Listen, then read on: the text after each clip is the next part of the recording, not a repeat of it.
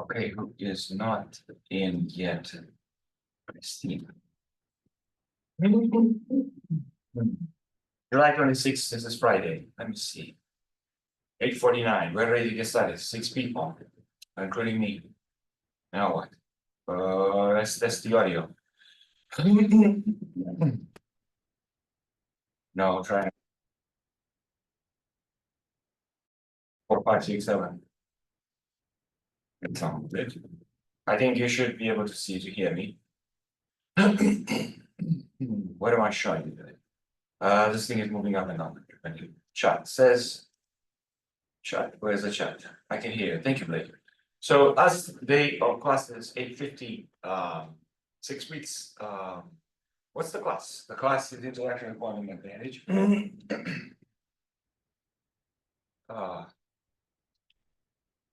No, season 19. And assuming that everybody can hear me, I'm going to close the chat. I'm going to keep the participants and I'm going to write them down a little bit later, I think 10 minutes. I'm going to minimize this and I'm going to say, well, let's click on the picture. So under what's new, I see something that I entered yesterday. I clicked on it, but who knows what's going on. One more time. Today is Friday, but on Thursday I said there's an announcement of Maria saying, what did she say? She said we had the pleasure to give 3 lectures, and there's some pictures from the thing. And if you were to click on this, I guess it's a thread. I'm not sure where the thread is, but anyway, see it's 1 out of 4. So if we were logged in, then you would see four of them. And the indication is if you want to see the videos, you can. We know what the videos are. The recording from Tuesday is also available. Some people attended. I have the list. If I'm clicking on also available now, this will take you to, hey, this webinar is also. So click here and you will see it all. See? Your child needs these 3 key factors to get into an I. That's a ad, but after the ad, the thing that you saw on Tuesday is available. The last thing that I wanted to say for the announcements over here is the fact that yesterday in class we talked about, I think, entanglement and how you can use it for solving or approaching various puzzles. And I have this, which is just remotely related to what was discussed yesterday. This is a puzzle which was posted by Euler, more than 200 years ago. So this has been proven, this problem that he is stating here is not solvable. But if you allow entanglement, then the problem becomes solvable. So it's not that we use entanglement to solve a problem, but rather if you take a problem like this, which was proven to be impossible to solve, there is no configuration that satisfies it, and then you allow entanglement, then there are configurations that are satisfiable. So then the idea of entanglement changes ability. And that basically just a little thing that I want to emphasize. So what we did in this class essentially is indicated here in the syllabus. We went over these cases. Okay, today I'm going to present a GAC game, and I don't know, maybe it's not going to be that long, but I would like to be very clear. So I think the one thing that this class has pushed forward with I guess significant success was that you can calculate differently, and then that type of calculation can lead you into the regular calculation that's used in all the other books. Okay, if that's the case, then I think that the novelty has a little bit wore off. So for the future, what I think I need to do is to make this calculation more exciting. I mean, it is already interesting, but it requires practice. And I wonder if I can't go into the approach and make it look good, but also provide help by looking at the individual intermediary stages. Okay, that would be my goal. We can look into the little qubitzer, which I'm going to open like this for the sake of understanding the GAC game. We're also gonna open the math primer because I'd like to look at the last part, and the last part is called quantum mechanics. So if you look at quantum mechanics, he has the postulates, and these are the postulates over here. So 5 of them, or the last one is the least operational for us. He says the same thing at some point. So what are the postulates in his perspective here? The state of an individual quantum system is described by unit vectors living in separate complex Hilbert spaces. The probability of measuring a system in a given state is given by the modulus squared of the inner product of the open state and the current state of the system. That's what we have seen several times, called the Born's rule. Quantum operations are represented by unitary operations. The Hilbert space is a composite system given by the tensor product. These are 4 things. So what I was going to do, and I will do it for the presentation in Montreal, would be to state these 4 postulates, but this one here has to do with I can't access it in any way, at least for now, with Mrs. State. I can explain roughly what that means, but just like him, whatever he says, the 5th postulate, he has a new bracket notation, and then calculations that I would have asked you earlier to proceed so you can study. I'm not sure where the 5th one is, where he says that's just not very important for us, so we're going to skip it. This is quantum operations. That should be maybe at the end, although from what I remember, which is very not reliable at this stage, in the beginning he dismisses it, but apparently not. So multiple qubits with the Kronecker product, and what you're looking at is a very complex notation. I think intimidating, but anything can be intimidating, even as white and black blobs could be just as intimidating, I suppose. And as I go through this, all these examples appear in your highlights quiz, which I hope in the beginning looks intimidating, and then if you start reading the answers over here, it does not anymore. Where's the 5th one? Comment about the 5th one. I'm not sure where it is. So the last and final postulate needed to complete the quantum theory has to do with concept of observable. As mentioned at the beginning, we won't go too much detail about this. See, I missed the beginning now. I knew it was the beginning, but I couldn't find it. And that's pretty much it about this primer. So instead, I'm going to take you to this place, and I'm going to click, and I'm going to go again, click until whatever, and then go inside the playlist, and then the playlist of Vazirani, I want to take you somewhere else. As I'm in the midst of applying for residency right now, wish me luck. Grammarly has again been a lifesaver with my applications, helping me write. Sure, I'm going to give you whatever you need, but let me take you to that lecture so that we can describe time evolution of a quantum system, I believe is what I want you to see. This is a 13-minute video. We'll play 2 minutes at the beginning. I'm going to skip this, and I'm going to click here, and I'm going to stop it. And I said stop it, whatever. Well, these are Bell inequalities, but I think that at the beginning of this, what I do have is in fact a summary.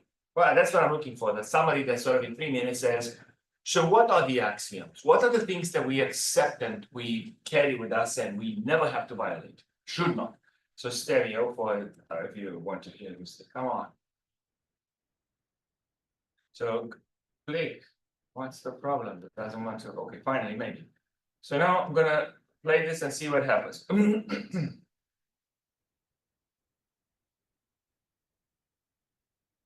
Okay, so finally, let's go back and look at what we've learned from the Bell inequalities about the issue we started with, which was local realism.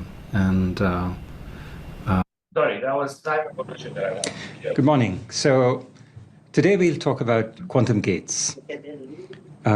So far, we've talked about what the allowable states of a quantum system are. Okay, so that's what I want to tell you. So you look into Martin, and he has 5, one of which he says is too general for us to do anything. He says about his document. So I say that it would be good if I could capture that, but at this point I don't have I didn't get that far, and I'm not entirely sure that I can. So my focus was on the other four. Turns out Vasilani says, we can simplify further.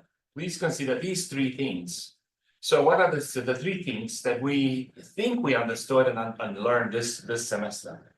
First of all, there is a superposition principle, which we learned from the very beginning. Then we learned a measurement. Okay. The measurement, I'm gonna ask Elmar to do an experiment for me and then communicate it to everybody. I've said many times that I'm gonna bring my filters and I work with filters. And that's about measurement. And I will show you a video about measurement in a second. I have them here. You guys cannot see me, I suppose, but it doesn't matter because I will make it where you will see me. So measurement is special here. Measurement does not exist in the sense that we think that's what bothered Einstein. It's probabilistic in nature. And so we have to learn about that. And then when it comes to circuits, they are being they're doing their job by essentially transforming the state in a certain way. So let me quickly run until he finishes talking about these things, and then we'll work with the filters, and then Elmar can tell us what he thinks about it. And what happens when we measure the state of a quantum system? So these are encapsulated in the first two axioms of quantum mechanics. Quantum gates address the issue of how the state of a quantum system evolves in time. And this is encapsulated in the third axiom of quantum mechanics. Okay, so I'll start by reviewing all these axioms. One thing some of you might find surprising is just how simple these axioms are, given that they tell us about, they are the axioms of quantum mechanics. So, well, the interesting thing here is, well, the axioms are very simple, but then on the other hand, all the possibilities that they create and all the quantum behavior that they create, that they allow for, is actually very complex and interesting. Okay, so first the superposition principle. What does it tell us? It tells us that if you have a k-level system, like the k energy levels of an electron, then the state of the system is a point on a k-dimensional ball in a k-dimensional complex space. So here, more precisely, what it says is that there's a k-dimensional complex vector space with a preferred or standard basis, which consists of these k states, which we label 0 through k minus 1, and they represent the k energy levels of the electron. Now, this is, of course, a complex vector space. It also has a geometry. So, it has this notion of orthogonality between these states, and there's an angle between other states, which is defined by an inner product. And so this complex vector space with inner product is called a Hilbert space. Okay, that's just terminology. And now the state of our quantum system is a unit vector in the space, psi. And it's a superposition of these basis states with complex amplitudes, alpha naught through alpha k minus 1. Okay, all this we've seen before. Now, what happens when we measure the system? So in general, a measurement of the system involves choosing an orthonormal basis.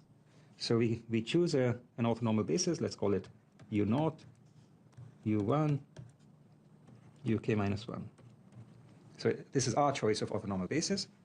And now this is the state vector. Problem is that these guys are all orthogonal on each other. It's just that you can't draw that. Okay, so now suppose we want to know what's the chance that the result of the measurement is j. Okay, so for example, j equal to 1. Well, the answer is it's the square of the magnitude of the inner product between u sub j and psi. Okay, this is also what we called, in a simpler setting, cosine squared theta, where theta is the angle between psi and u sub j. Okay, so let me just say this a little more formally. So let's call this, so let's say psi was alpha naught 0 plus dot dot dot alpha k minus 1 k minus 1. And suppose u sub j was beta naught 0 plus dot dot dot beta k minus 1 k minus 1. Then the inner product between u sub j and psi is just beta naught complex conjugate times alpha naught plus dot dot dot beta k minus 1 complex conjugate alpha k minus 1. There are different conventions about whether you take complex conjugate of the amplitudes of the first vector or the second one. We'll use the physics convention, which says to take the first one. This is also, if you write a row vector corresponding whose coordinates are beta naught complex conjugate through beta k minus 1 complex conjugate, and the column vector corresponding to the alphas. Okay, so now there's a, we talked about, this is of course a standard vector notation. Here we are looking at ket notation. So there's a very nice notation for inner products, which was also introduced by Dirac. It's a completion of this ket notation. So you can write this row vector also as what's called, so this notation, the complete notation is called the Bra-Ket notation, and this vector is denoted by u sub j with this bracket pointing left, and this is called the bra, and that is called the ket. So bra u sub j is exactly this vector in the dual space. It's the conjugate transpose of the original vector. And so now if you want to write out the inner product, you'll just write the inner product is equal to bra u sub j and then ket psi. So the probability you see j is just the square of the magnitude of u sub j squared. And of course, if the outcome of the measurement is j, then the new state psi prime is just u sub j. Okay, now finally we get to the third axiom of quantum mechanics, which talks about how the state of the system evolves in time. So the state of our system is this point on the unit ball in this k-dimensional complex vector space. And now the axiom is really elegant. What it says is that the evolution of the system is via a rotation of the Hilbert space, of this vector space. So here's what it's saying. What we do is we take this complex vector space and we give it a spin. So we rotate it in some direction. Now, everything inside this vector space rotates as a result. So also the state of the system. So it rotates from where it was to a new state. Okay, so this. So the spin stop? Will the spin stop or will it keep on spinning? So what I'm saying is that every transformation is in fact a rotation of the space. You could also assume that the thing moves and the state stays fixed, right? The state is in fact rotating. So then every single gate behaves exactly like this. So we have covered the three possible cases that are important here. If as a reminder, everything is in a superposition. Measurement is probabilistic. The evolution is essentially a rotation of the space. And you can read more about this and whatnot. Now I'm going to go and say, stop sharing. I'm going to go back and do that thing that I do from time to time. And I'm going to focus on, so I'm going to show Elmar doing an experiment. Okay, so this is something that we've done in the past. This is Elmar. And I'm going to zoom on him and I'm going to ask him to do something, right? Because he has to do it for the people. It's for the people, you know what I mean? So this is Elmar, and I'm going to just briefly communicate the experiment. I don't know if you guys can see him, but hopefully you can. This is the only video we have from the room, and it's not stable. Okay, stand up. No, it's okay. Just stay where you are, because it's fine. Okay, except this guy is not working very well. Now I'm going to zoom more on you, and that's great. This is Elmar. So what I'm going to do is I'm going to give him 3 filters. And I will tell him what to do with them, and he will talk to us, and you can hear him probably better than me because of the microphones. He will just report what he can see. So we have 3 filters, and the purpose of these filters is to induce a polarization. I'm going to also click here. I'm not sure exactly if you guys can see him. Now, the way I have it, I brought him on the screen. Now, and if I go like this, okay, there you go. So you can see Elmar and you can see the 3 filters, but you shouldn't see all of them. So take one of them, just one of them, and look at the TV in front of you, just one of them, only through one of them. Now rotate it, and tell me if you think that you lose the light or not. Yes. So And the reason is, light clear, that- here I lose the light. yeah, and here's why, but we're gonna do a different experiment right now. So the first thing that he experienced that you guys cannot see is he's looking at a TV, which already is a source of polarized photons. And because of that, with his filter, he can actually let them all pass or start preventing them. So now if Elmar is going to keep this in front of his face, keep it in front of your face, yeah, just like that, we can see Elmar. We can see Elmar, right? Now take a second filter, just a second, just it doesn't matter. See, take a second filter, just one, not two. With the other hand, drop one on the table. Because you don't need it. One, put it on the table. One filter on the table, two in your hands. So you should have a filter on the exactly. Now, so we can see Elmar through the filter. Now put the other filter in front of you. You are not just keep it there and the other one in front. See, look at this. There are two filters and we can see through them. Can we? Now you have to rotate the one in front a little bit. The one in front, rotate. And watch what happens with the filter. Yeah, keep rotating. And when they become 90 degrees, there is absolutely no light going through. Okay, so what happens now is, since Elmar is not a source of polarized photons, the photons coming from him go through the first filter, get polarized on a certain direction, and the second one is such that the angle is 90 degrees. When the angle is 90 degrees, even though the photons are probabilistically going to collapse either one direction or the other, those will have chance zero of collapsing at all in a direction that we can see. So first of all, we want to establish the fact that if you keep them at 90 degrees, you have completely eliminated the ability for the light to go through them. And here's the question that describes the measurement. I think you should try to keep some distance between them. So yeah, so still keep them with one hand. It's okay, but there should be some room, because here's the question that I'm going to ask everybody. What happens if we put a third filter in between? So I wonder if anybody online can just give me an idea. If we put a third filter in between them, do you think there's any chance for us to see any light, given that we put another one? So what do people think of? Yes, who is that? Ahmad, why? Yes, because like if we put another filter, then all of the after the first measurement, or after light passing through the first filter, some of them are on the sine axis and some of them are on the cosine axis. If we use one other filter, then all of the photons which were getting blocked by the second filter being 90-degree out of phase, some of the photons, because of passing through the intermediate filter, will again have a sine component and a cosine component. And finally, when it passes through the third filter, it will actually start to show some photons, because previously we were like only having the sine or the cosine component, so the second one was blocking all of the other ones. But Yeah. now we are allowing some of the photons to pass by inserting an intermediate filter. So the key aspect here is that when we look through a filter, we see photons that have been aligned by that filter through the process of measurement.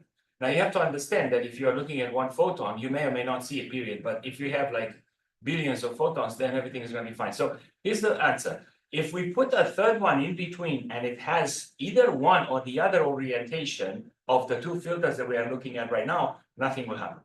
But if you put it at an angle different from either 0 or 90, then although right now we see nothing, and because the filter really actually aligns some of the photons, not all of them, if you stick one on the diagonal, you will start seeing Elmar. Yeah.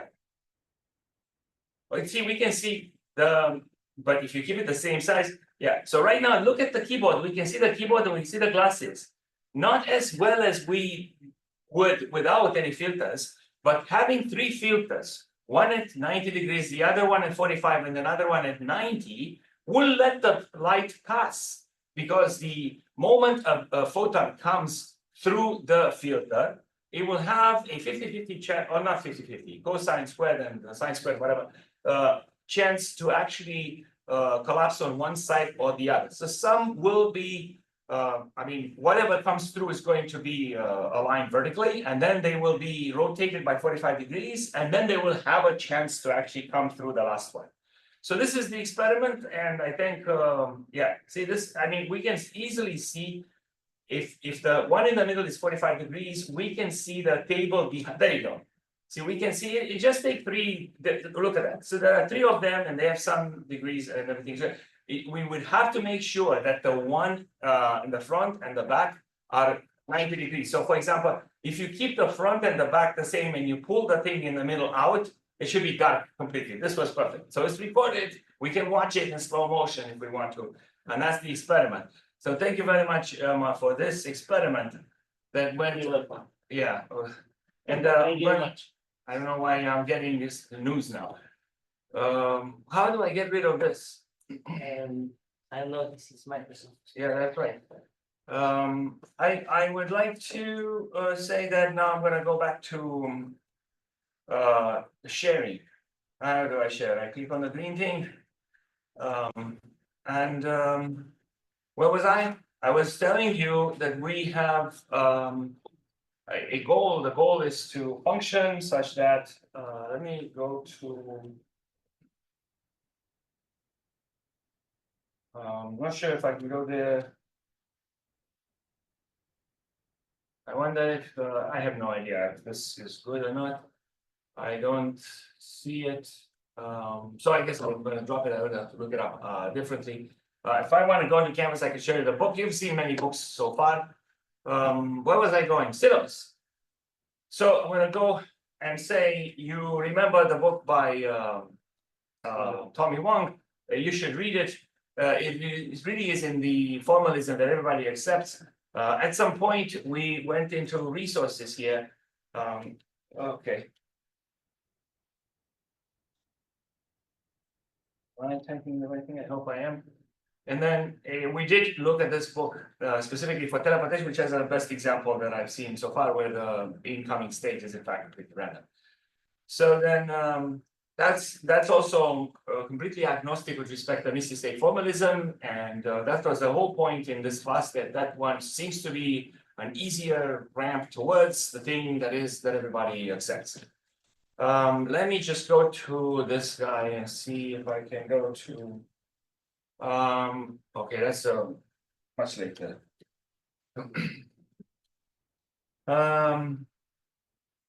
So what was I going to show you? This guy, McMahon, I'm not sure where he is.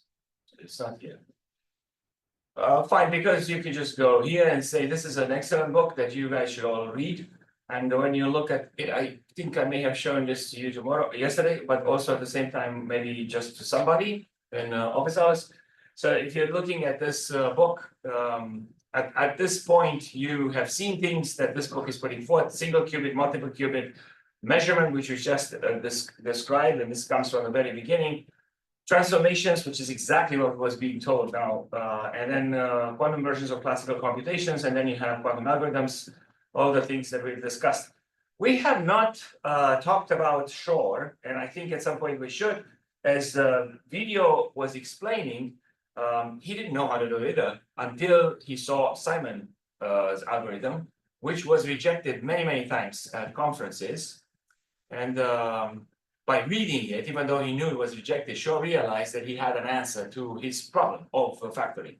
So he calls Simon and he says, I know that your paper has been rejected constantly, but can I use some of it? Because I think it's correct, but I can't help it. But can I use some of it to use in an algorithm? And so that brought Simon's back into the forefront. You do not know at this point what's the deal with Shor's algorithm. And you may say, if this is the main result, and the reason we are here because we think that things will change either with post-quantum cryptographic protocols or quantum computers, when they will have like thousands of logical qubits, they will be able to actually truly factor very fast, very quickly, and destroy the internet security that we have currently today. That's okay. Is the actual algorithm easy to communicate? And the answer is no. It has two classical components and then a quantum component, and it relies on the quantum Fourier transform. So I'm going to briefly show you where to look and how to read. First of all, there's this book by Bazirani back in 2006 with two of his colleagues. And if you go to chapter 10, which for some reason I always think of chapter 20, but there's absolutely no reason for me to do that. On page 295, let me just quickly go there. I would like to tell you that that chapter is in a book that's mainly about classical algorithms, saying, hey, we started with an old problem, and now that's factoring with Euclid. And now let us tell you, 2006, this was 2006, let us tell you about a type of computing which will break, and the way we think about that problem will break the limits. So as you look at chapter 10, what do you think you're going to see? Come on, chapter 10, show up. Chapter 10 says, we are going to tell you in about 25 pages everything we know about quantum computation, which is again something that you did in this class. But the purpose of this is not to enumerate all the case of quantum advantage, but rather to take you to the factoring. So, this book started with the oldest and probably most widely used algorithm, and now we are showing you an efficient algorithm for factoring. So talk about qubit superposition and measurement, which is the same exact idea.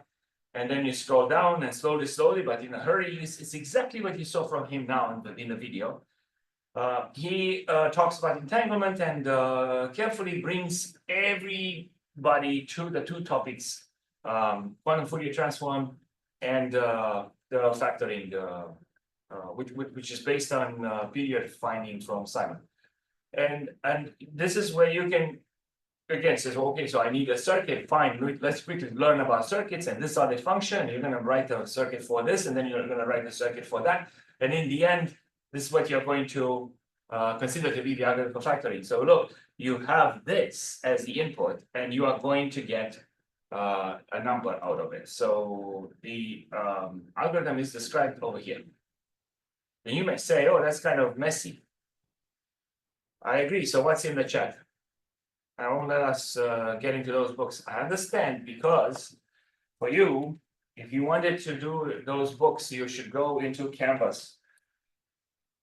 I cannot give you access over there because you don't have a username, and we discussed this. Not having a username, but you have a guest account will give you access to Canvas, but it won't give you access to those folders. So if I go into Canvas now to demonstrate how you can get the same things, inside our class, the book, I believe, is in the resources. I mean, good point.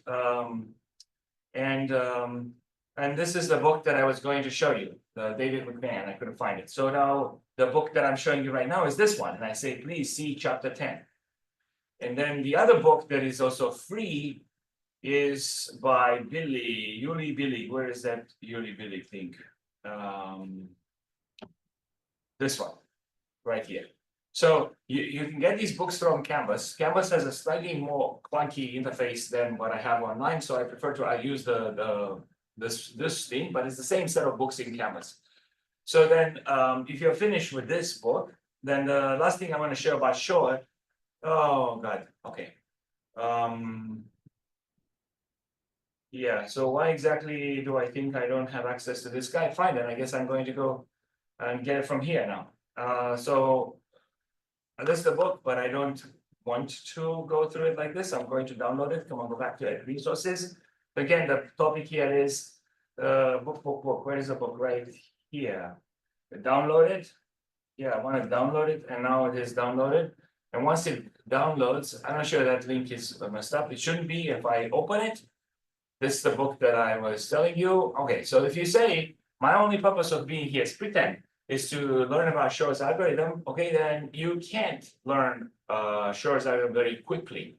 And it was more important for me to communicate the 6 cases, one of which is still to be demonstrated in a second, GSC game, than to actually spend time making this super clear. This whole book has only one purpose: to present Shor's algorithm to a person who doesn't know complex numbers.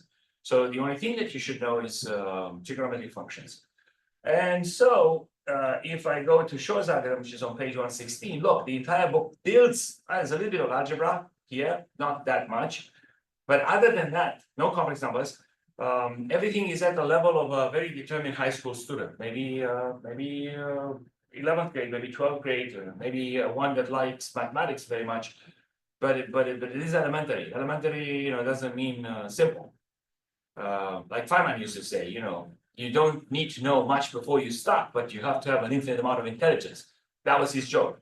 So if you go to 116, I'm going to go to that page and show you that in his perspective, again, this book is free from the publisher, and I am also giving you over here. So if you say, what's the, because there was a question too, Maria, from the people in the webinar on Tuesday, and I think Elmar gave one of the links with the online videos where Shor explains the algorithm, whatever he did about it. And 116 is this is one Fourier transform. And so there are formulas and there is intimidation, but it's as simple as possible. And the algorithm is here. So it is now time after 120 pages to combine all the threads to show you how Shor behaves. And it's a number theoretical argument here. You go through this and essentially it is step 1, step 2, step 3, step 4, step 5, like you saw in Vazirani. And what you are going to have to do is essentially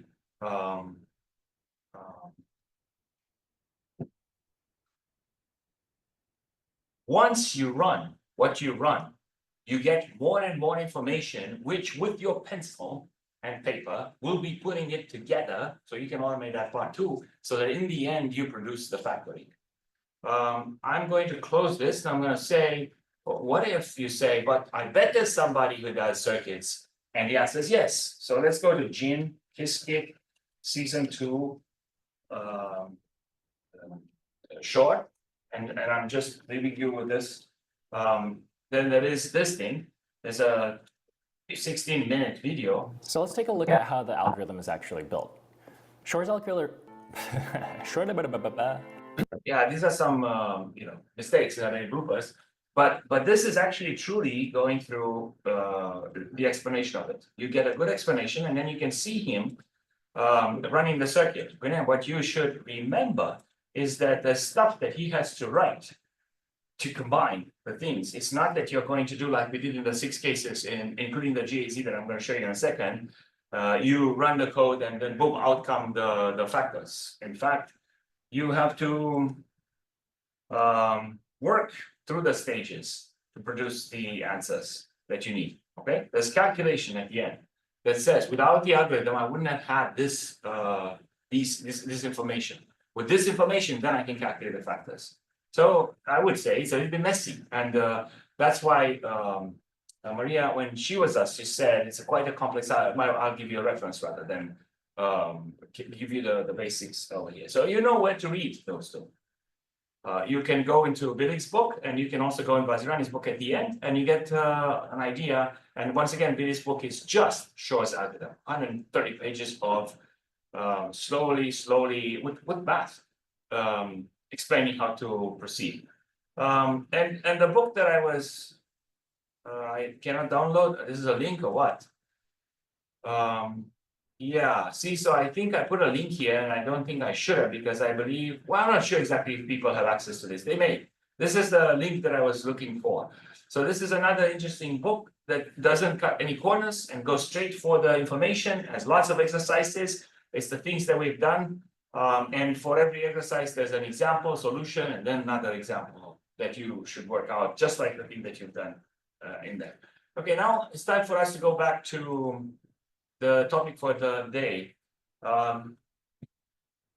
So once again, I really very grateful to everybody for coming here and being patient and going through these exercises. And I know you did what you could, and some did more, some did less, but everybody had interest and gave feedback. That was very good. And we now have a paper with 10 or 11 co-authors with a very clear goal. The clear main goal is to actually try to establish a faculty learning community that will be sustainable. Thank you. And I have to submit the actual, I did submit an abstract last week, and then I have to submit another one for the thing that will be published. So somewhere in proceedings, the abstract will be printed and our names and so on, but it's a talk. So other than the abstract, nothing else will be printed. We don't have a paper. I didn't want to have a paper. I just wanted to have a talk.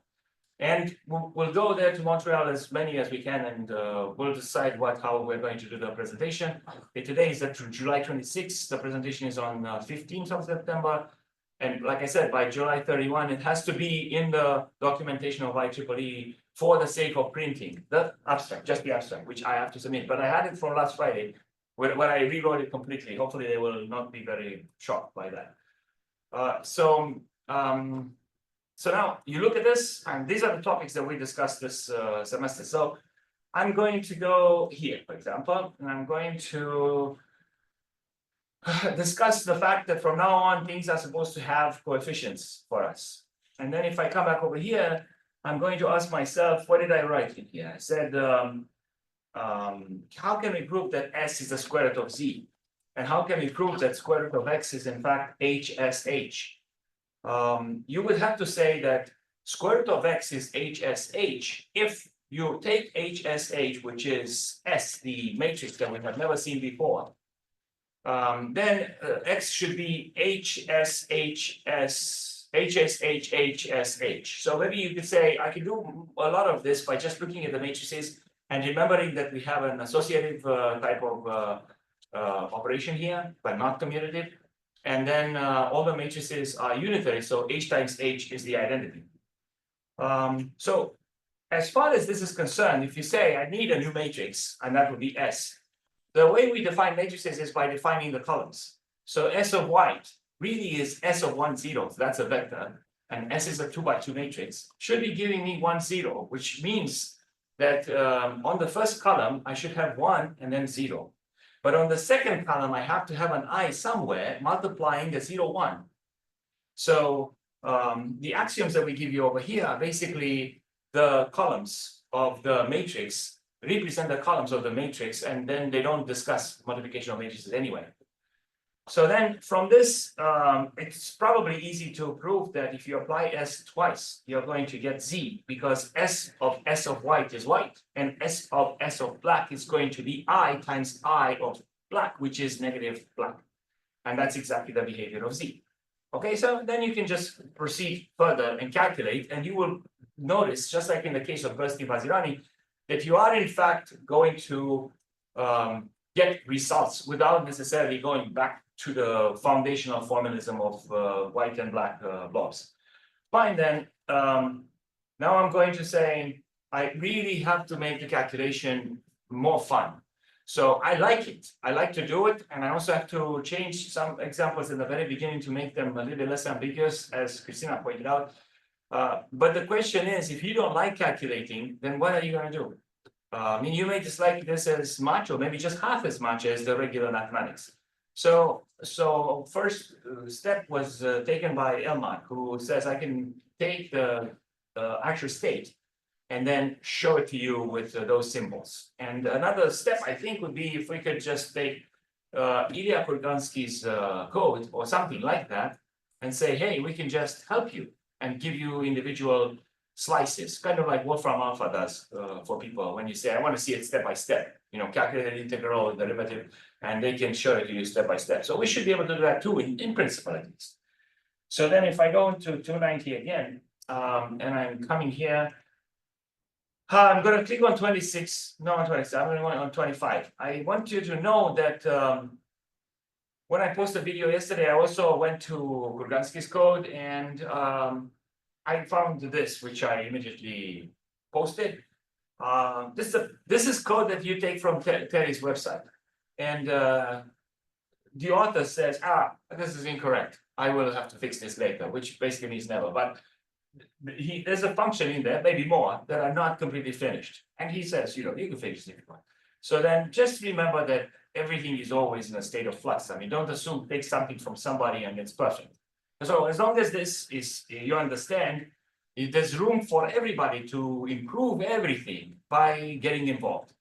So now I'm going to go to 26 and I'm going to say, why don't we look at the slides? Sure, we're going to go and look at the slides.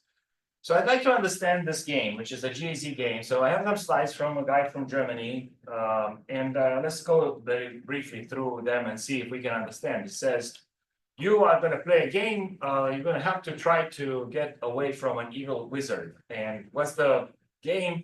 The game is that you and two of your friends are in separate rooms, And the wizard is going to play a game with you. And if you lose, you're going to stay in those rooms forever. And if you win, you're free.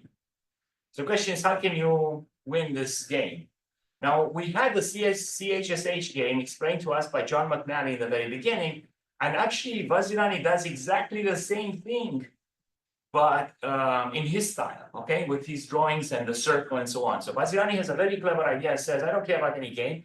I'm just going to express the relationship between the situation without entanglement and the situation with entanglement by rotations. And if I can find an angle that maximizes my chances of winning, I'm going to stick with that. And he does find an angle, and that gives him a chance of winning of 85%. He also proves that classically, if you go into these rooms with a strategy predetermined, the best you can do is win 75% of the cases. All right, so in that case, the CHSH game gives you a chance of playing this game repeatedly and scoring better than 75%. That's the CHSH game. They got Nobel Prize for that last year, or 22, and 2 years ago. So we don't want to do that. We want something better. So the CHSH game is 2 people. This is 3 people.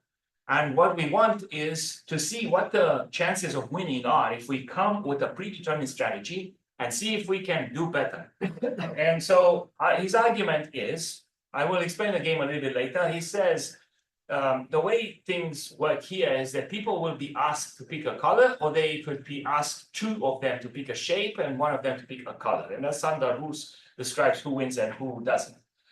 So that's what he just said over here. The wizard will either ask all of you for a color, that's one possibility, or 2 of you for a shape and 1 for a color. And the rules are that you have to, in either one of these cases, you have to be in a certain configuration to win. And so he says, what exactly can we do if we are in the classical world and we cannot talk to each other? And the answer is, by looking at all possible cases you can see here, is written right here on the slide. So on the chat we have, thank you, me too. So then I'm gonna say, I have already found, you have already found that the probability is 75%. If you come in with a pre-existing strategy, that's the best you can do.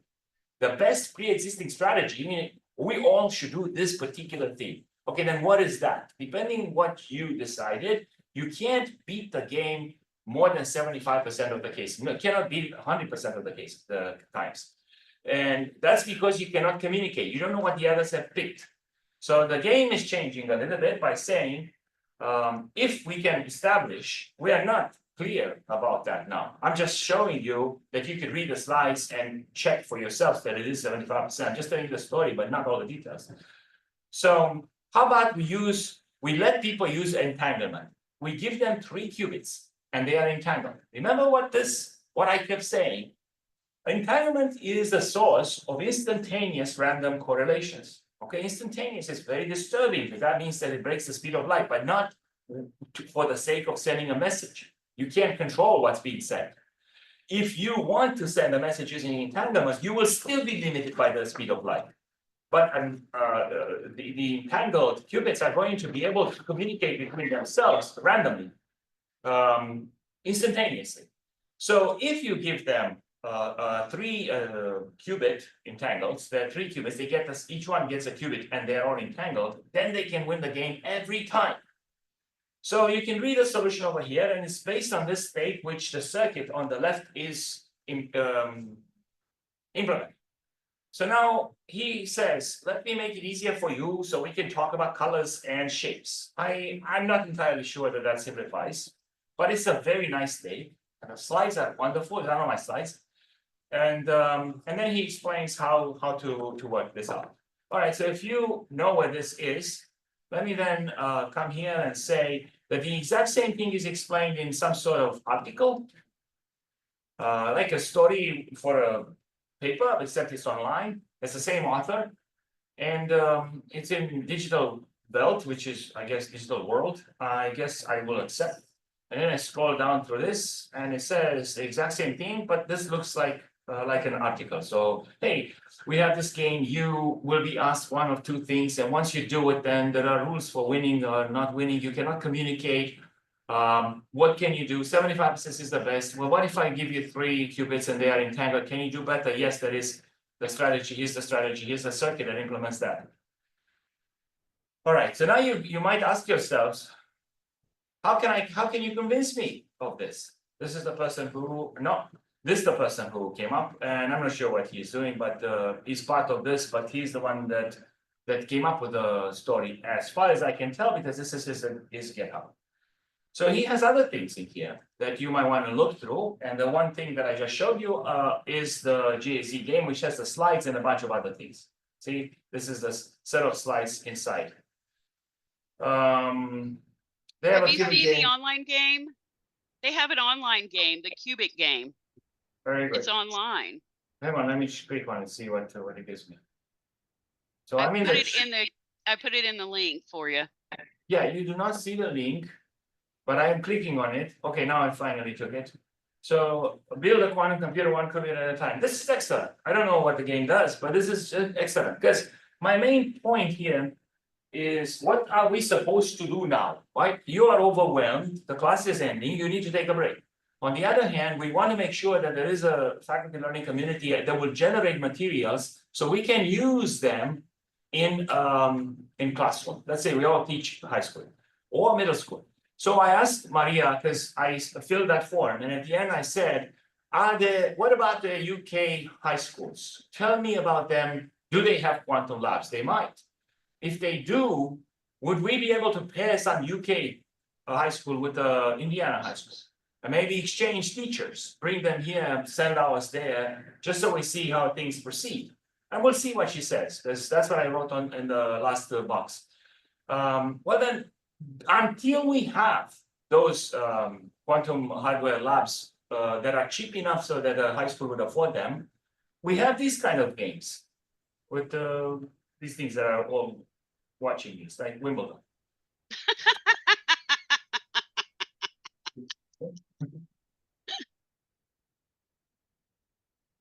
15 dollars.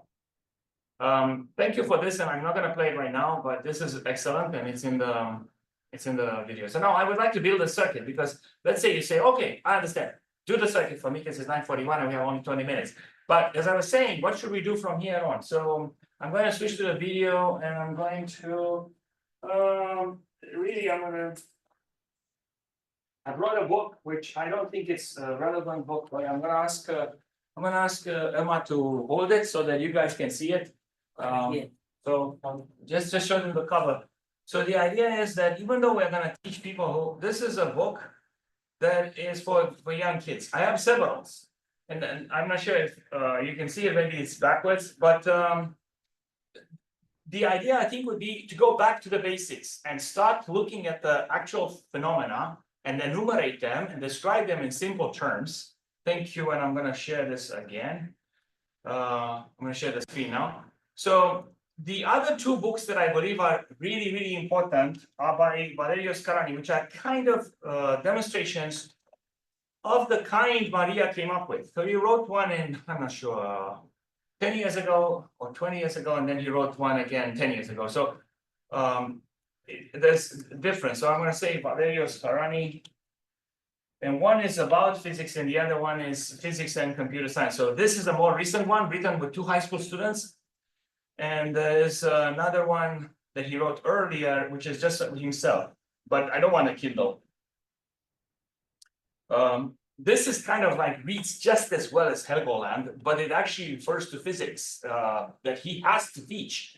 And then he says, I have always these specific challenges that I need to communicate, and this is what the audience does as I perceive about this. So this is a first person account on how to teach something, but then this one here is a different proposition, and you have this 6 quantum pieces, you have it in Canvas. So if I were to go back into Canvas, I'm going to say that thanks to some person in Spain, I think, we have a copy of that because it was impossible for me to find a PDF.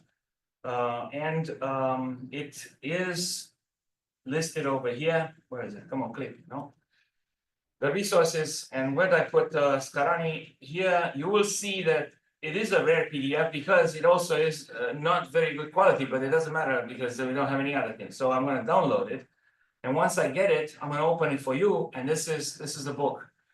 And then Yeah. I usually for computer books, I very much like No Starch Press, and I just see that there is an introduction to quantum computing that comes out May 2025. That's very good. That's very good. So I usually these books are very good. Yeah, yeah. So you look at this, and it's from the library. And you can already pre-order. Yeah. Very good. So you're looking at this, and I say, we have the same idea behind photons, and then you talk about cryptography, quantum cloning, quantum teleportation, correlations with the entanglement, and then the GAC game over here. The good thing about this is that everything is around some sort of quantum computation and communication protocol, and then there is exercises which are basically answered. And so this is somebody who decided to take to scan the book, and you have the book, and you can also buy the book, but before you buy the book, maybe you can say, I'd like to see if I can like it. So this is something that you would allow you to actually communicate with your students. Now I'm gonna say that one comes from here.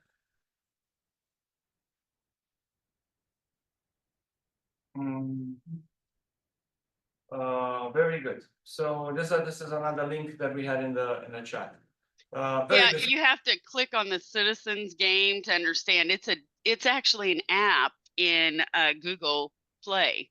They've actually made a game. See, there's Quantum. Click on Quantum. Right. And they have the games for Quantum. Isn't that cool? Oh, that's pretty cool. And it shows you how they work. Yeah, and I think this is great. So one thing that the faculty learning community could do is essentially to establish, to find resources and share them and talk about them. And you don't have to just go in and develop a new chapter that nobody has done, but you could say, I found this resource and I used it, I want to share it.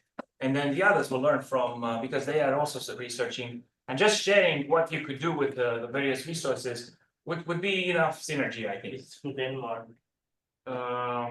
This one, yeah. Yeah, I mean, general, all the institutes have addressed. So All of them, yeah, that sounds right. of course, So I still have 15 minutes. I would like to show you the circuits for what am I using here? I don't know what I'm using. It's a browser. Oh, that the browser is automatically comes when I click on something. I'm gonna go to I think I did let me go Google Colab. So look, the GAZ game is simple in terms of describing this. I'm gonna say, give me a new notebook, and I will now do it for you, and then you will know how it's done, and you can verify, and you can come back and reconstruct everything you want. So I'm gonna say Wikipedia, quantum telepathy. Then of course it's pseudo, whatever you want, but that's how the thing is listed. And if you go through the GAZ game, they have a very simple rule to win. And I'm gonna take it here and say the three people are XYZ. So if they win when let's see. The referee gives them something, okay? So the referee will give them a 0 or a 1. And based on those, they have to produce an answer, but the answer includes them all. So if the three of them receive 0, 0, 0, what they respond with, which is just 0 or 1, remember they are working in a computational basis. So when they measure whatever they measure in the qubit that they have entangled, they have to produce a 1 or a 0. Now, when they measure, everything is random, but if they random as it is, to win the game, a certain condition is supposed to be satisfied. So if you go random, you cannot win. You're going to get whatever the randomness gives you. But is there a way you can manipulate your qubits in such a way, your qubit, everybody has a qubit, but they're all entangled, such that the overall behavior satisfies the following. If we all receive zeros, then the sum of what we are choosing or measuring should be 0 modulo 2. In other words, 0 is good, 2 is good. Okay, 3 is not good, 1 is not good. If two of us have received the 1, remember shape, color, and one of us got 0, there are 3 cases of that. So one of them is us to do a color, the other 2 shapes. Then the sum of the 3 is supposed to be 1 modulo 2. That is, 0 is not good, 1 is good, 2 is not good, 3 is good. All right. This is the thing. Now I'm going to say that I have done this already, so I will show it to you.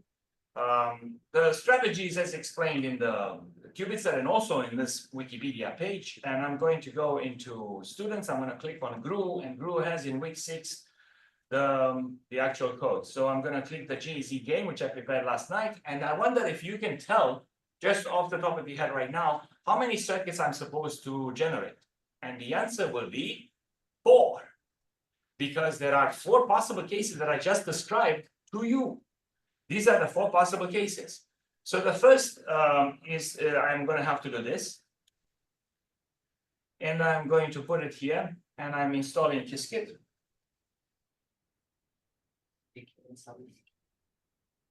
I can add Miskit too. Miskit. So then the question is, which circuit am I building over here? So let me take you to the circuit that is implementing everybody does the same thing. This circuit is called R. And the idea behind this is that we all receive zeros, then we should produce a 0 modulo 2. That means if there are 2 ones or no one, then we will be able to say we won.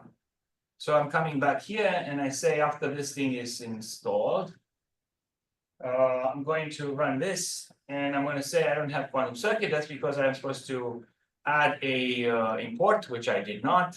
The import is at the very beginning. Well, I didn't do any of that. So from Qiskit import quantum circuit, sorry about this. Where is it? Where is it?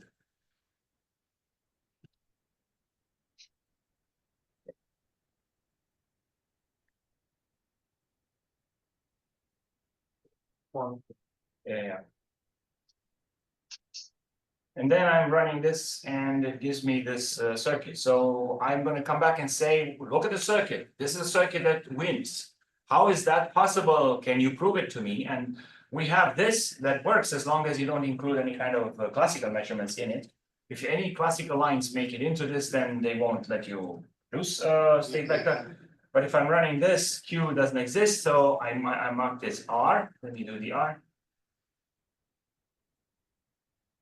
And this is the state. What I tell you, that the answer is supposed to be, so with this circuit, the output is always winning. Why? We have 4 possible cases, a superposition of 4 possible states. When they measure, one of these states is going to come out. We look at the states. They describe winning combinations.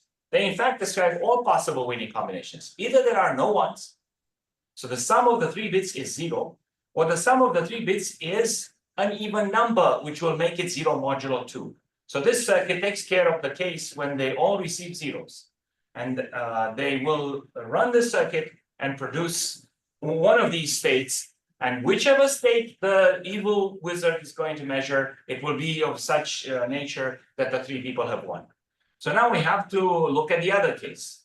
The other case says, let's take a circuit that is a little bit more complex, that will allow you to come up with an even odd number of ones in the output.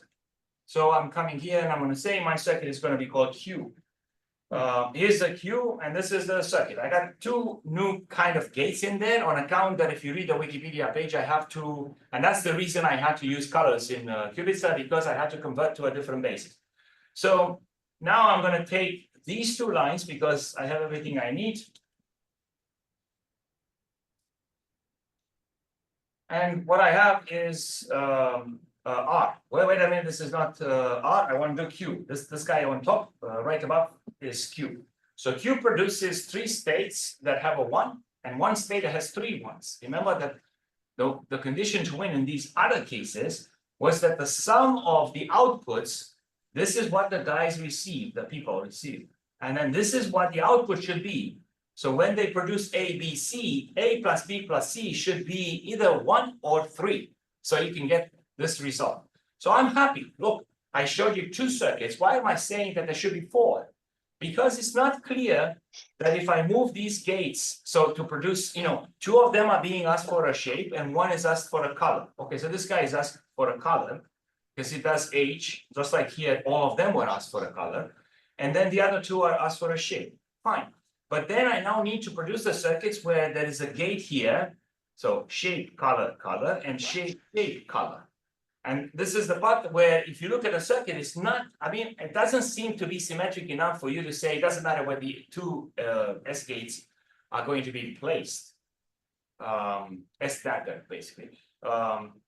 So you could just say, either I prove that this is it, and any permutation produces the same thing, or I quickly create the other 2 circuits, and I prove to you that they do the same exact outcome. So here's the same circuit, except this time around, I'm going to change the S dagger and say, instead of 1, 2, I'm going to say 0, 2. Here's the circuit as it is right now. And I'm going to run the exact same thing to say the output is going to be only having an odd number of 1s. So that's the game. And you could say, well, where is the excitement or the incredible whatever? Well, the incredible whatever is in the classical proof that says you can't possibly win classically without knowing, having any kind of communication with more than 75% of the cases. But as I'm showing you over here, we always win. It doesn't matter what there are 16 states, which is like in the qubits, and whichever state comes up, it's a winning state for you. And finally, the last one is where I'm going to put, not this one, but I'm going to take the circuit and I'm going to say, who can tell me that the circuit is symmetric? Because if you can convince me, then I don't need to run this again and again. So because I don't have a quick proof to say, of course it is symmetric, or maybe I could say something, but I don't know that I would convince anybody, then I build this circuit in 3 different ways. Remember how in the beginning, both of S dagger gates were here, and then I have the empty one here. So the empty was at the top, then it was in the middle, now the empty color. Question about color is on the bottom. So I have these 3 circuits and I say, I'll prove to you that these circuits produce only the winning states. Now, I don't know which state I'm going to get, but those are the states that win. And in the classical sense, without entanglement, which is created over here, without the entanglement, I wouldn't be able to win this all the time. I would be only able to win this 75% of the cases, which would be bad. In the context of the game. So I'm coming over here and the result is exactly the same thing.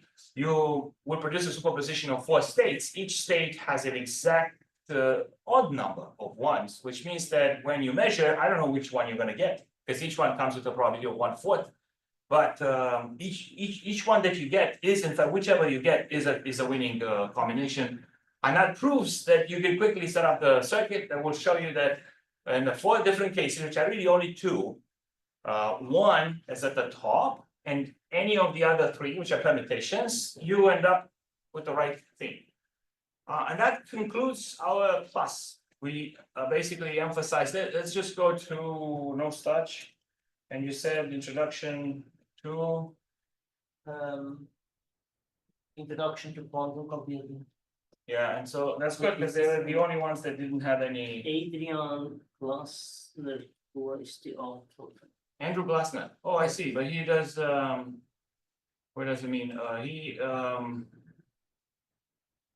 Yeah, he's a graphics Yeah, cool. he's a big guy. He wrote many well, never mind. So excellent. They are the only ones that didn't have any kind of title.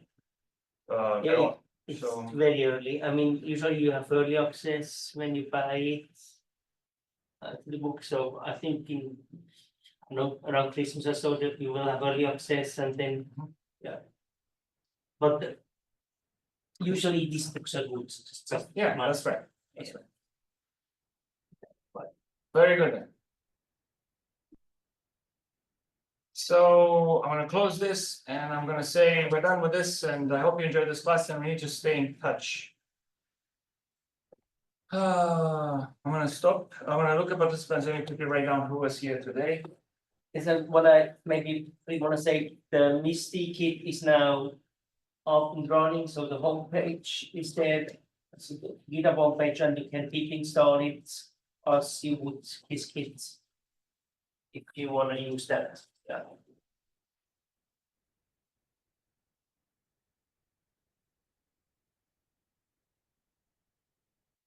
So today is 7/26, and I see Ahmad Faiz, and then I see Alisa, and then I see Ashish,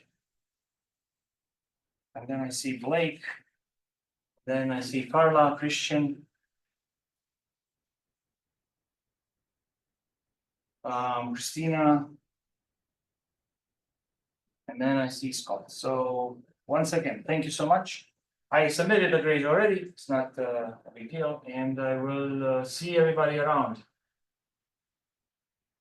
All the best to everybody. I'm going to stop, get the chat out, get the participants out. I'm gonna stop sharing. Yeah, this is Elmar, and we'll say goodbye to you now.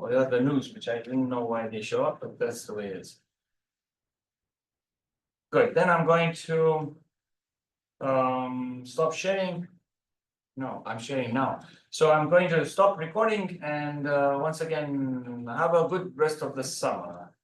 Stop recording, and then I will disconnect. So if anybody needs anything, you can email me and I will help you.